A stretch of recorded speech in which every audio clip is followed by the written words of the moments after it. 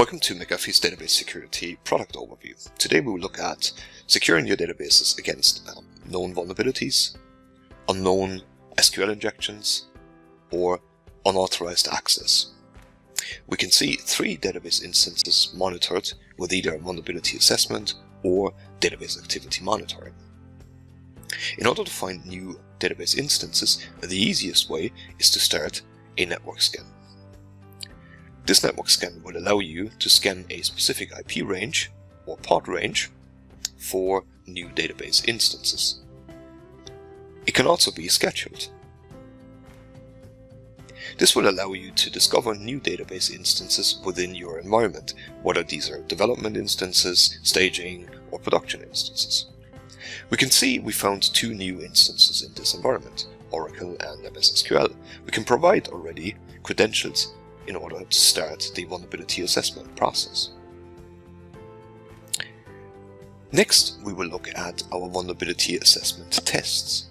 McAfee Database Security Vulnerability Assessment allows you to scan data, it allows you to scan for known vulnerabilities, and it will also allow you to scan for misconfigured database instances. Let's try and create a new vulnerability assessment scan. This scan will access all of the vulnerability assessment tests in a categorized fashion.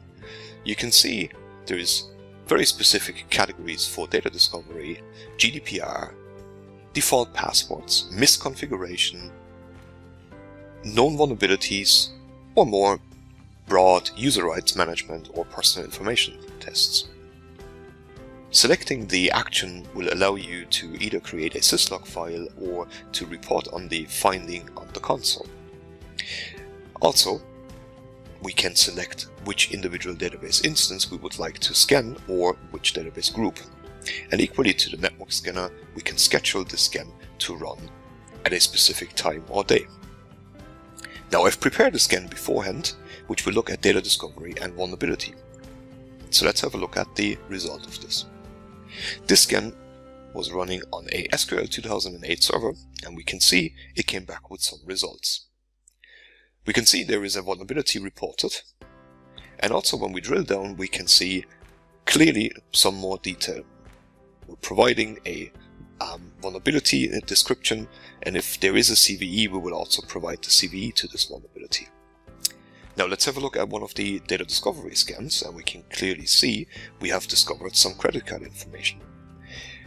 McAfee Database Security Vulnerability Assessment will provide you with the location of the credit card information, and also we can start using this information in order to do real-time monitoring by creating a rule object. Rules are later on used for real-time activity monitoring. So let's have a look at the rule objects and what these look like. Rule objects are either filled dynamically by scans just like the one we saw, or statically by entering data manually. Here's a list of rule objects that are used for activity monitoring rules. And you can see in this example we are using a test object for applications. So here we can have a list of trusted applications that are allowed access to a specific database instance or to all database instances. Additionally, you can also do application mapping, which allows you to see exactly which application has connected to the database instance, and you can also create allow or permit rules right from this screen. Additionally, virtual patching allows for the patching of databases that are either end of life, end of support, or against new vulnerabilities that are not yet patched by the vendor. Let's have a look at one of the activity monitoring rules. Here we look at a rule that allows for monitoring of users that are not part of the privileged user group and are not coming from an application that is trusted. We can alert on these similar to the scans, so let's activate them and have a look. Now when we look at the alerts overview, we can see it generated quite a lot of alerts. And this is because we were not very specific in our rule setup. We said we would like to alert on every user that's not in our privileged user group. So let's change that. All it takes is changing the syntax from not in to in.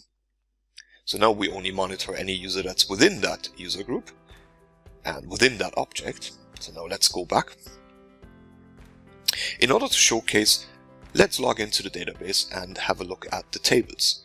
Here we've got specific tables with personal information. We've picked these up earlier on in our vulnerability assessment scan when we were looking at data discovery. So now we're accessing the very same data. In this case, we have not used a rule object based on that scan, but two other rule objects. So now we can see I have logged in with the user intel and I have accessed some of the sensitive information.